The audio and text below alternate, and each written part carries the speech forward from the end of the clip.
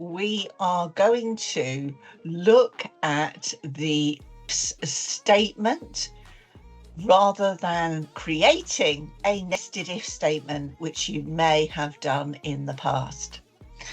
I'm using a simple example of hire dates and length of service to work out the holiday that they are due based on this table of information in here.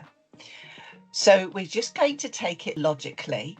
You need to ensure you've accounted for everything to ensure that you don't get any results that are NA.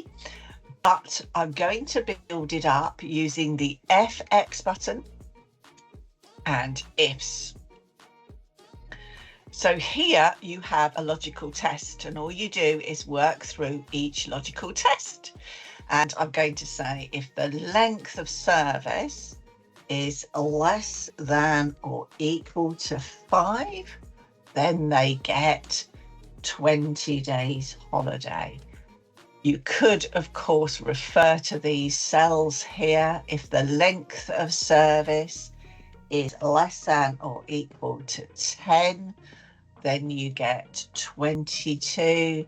If the length of service is less than or equal to 15, and keep tabbing, they get 25.